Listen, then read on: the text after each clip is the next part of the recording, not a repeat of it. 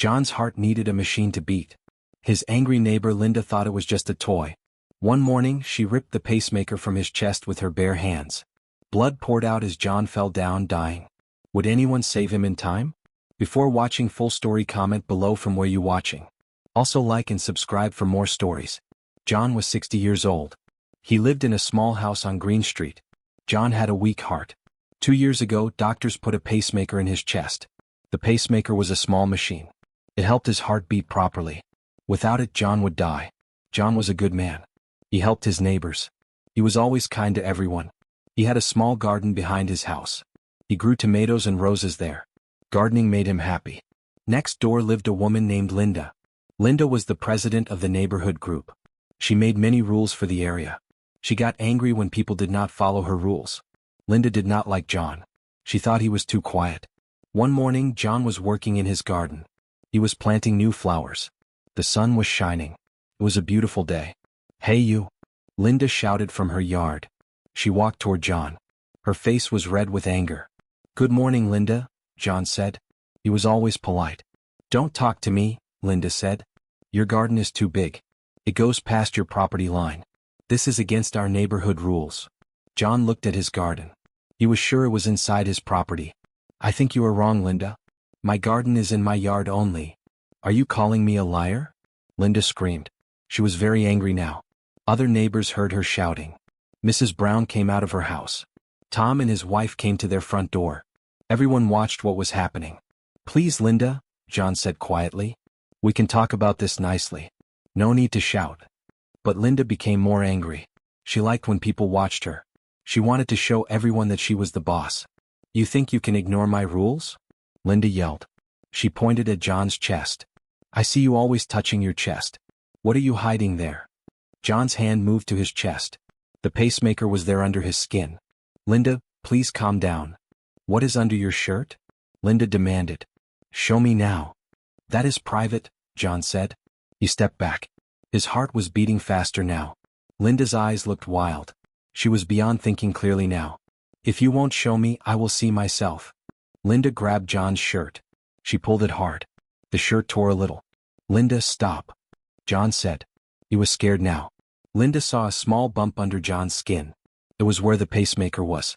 "What is that thing?" she shouted. "It is my pacemaker," John said. He tried to move away. "It helps my heart work. Please don't touch it." But Linda was not listening.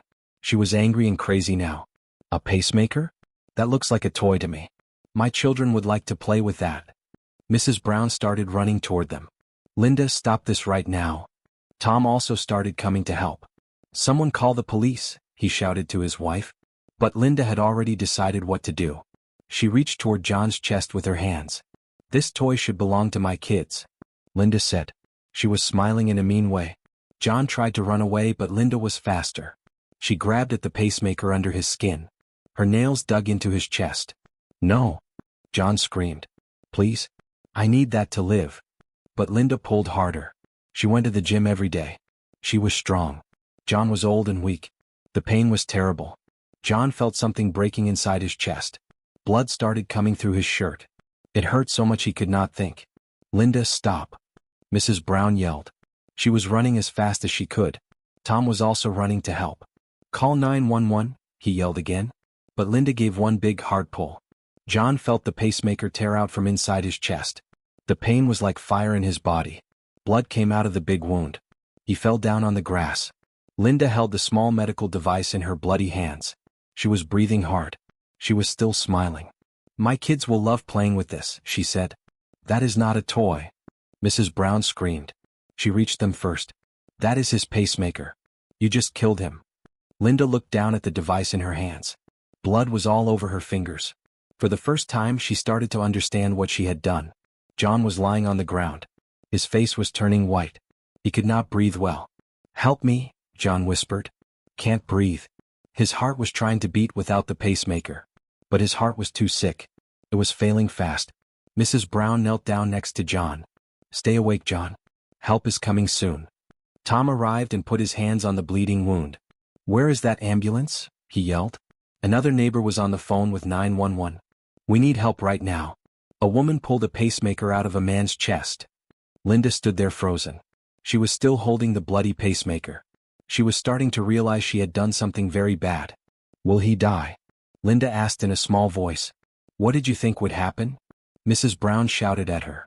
That machine keeps him alive. John's eyes were closing. His breathing was getting very weak. Stay with us, John, Tom said. He was still pressing on the wound. Don't give up. Keep fighting. John tried to talk. Tell my daughter I love her. No. Mrs. Brown said. You will tell her yourself. Don't give up now. They could hear ambulance sounds getting closer. John's heart was having trouble. Each beat was weaker. Without the pacemaker, his sick heart could not work properly. But John did not want to die. He thought about his daughter who lived in another city. He thought about his garden. He thought about all the beautiful days he still wanted to see. I will not give up, John whispered. The ambulance came to Green Street. The paramedics ran out before the ambulance stopped. What happened here? The first paramedic asked. He ran to John with a medical bag.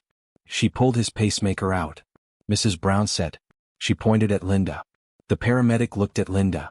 She was still holding the bloody device. His face showed shock and anger. Give me that, the paramedic said. He took the pacemaker from Linda. We might be able to use this. The second paramedic was working on John. He put a breathing mask on John's face. He put a needle in John's arm for medicine. We need to take him to the hospital right now, the first paramedic said. His heart is in very bad condition. They put John on a stretcher. His eyes were almost closed, but he was still breathing. Will he be okay? Mrs. Brown asked. We will try our best, the paramedic said. But this is very serious. The person who did this could be charged with murder.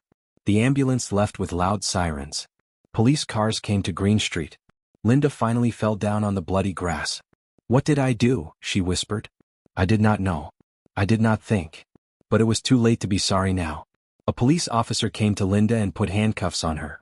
Linda Miller, you are arrested for trying to murder someone, the officer said. The neighbors watched Linda get put in the police car. Nobody felt sorry for her.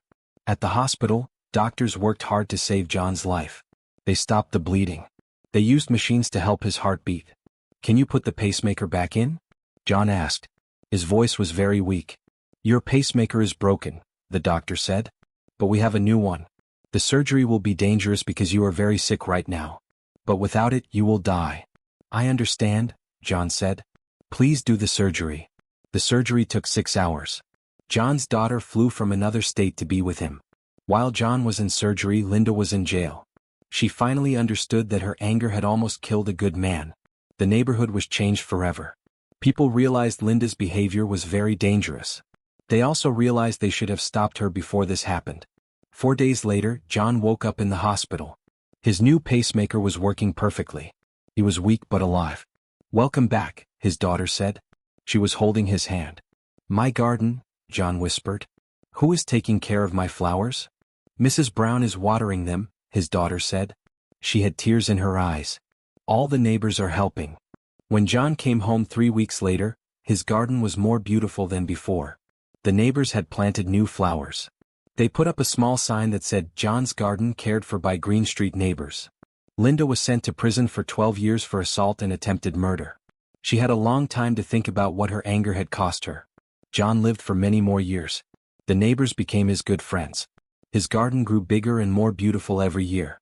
Every morning when John watered his flowers, he touched his chest where his new pacemaker was beating. He was grateful for every day he was alive. The small device that Linda called a toy was actually what kept him alive. John never forgot how important that gift was. He made sure to enjoy every single day. His heart, helped by the pacemaker and surrounded by love from his neighbors, kept beating strong for many years. John learned that sometimes bad things happen, but good people will always help. His neighbors showed him that kindness is stronger than anger. The garden that Linda said was too big became a place where all the neighbors would come to talk and share stories. John was happy to share his beautiful flowers with everyone. Linda's anger had almost destroyed a life, but the neighborhood's love helped heal it. John's story became a reminder that we must always treat each other with kindness and respect. Years later, when people talked about what happened on Green Street, they remembered not just the terrible thing Linda did, but how the community came together to help John survive and thrive. The pacemaker continued to beat steadily in John's chest, a small miracle of technology that gave him the gift of more time with the people who cared about him.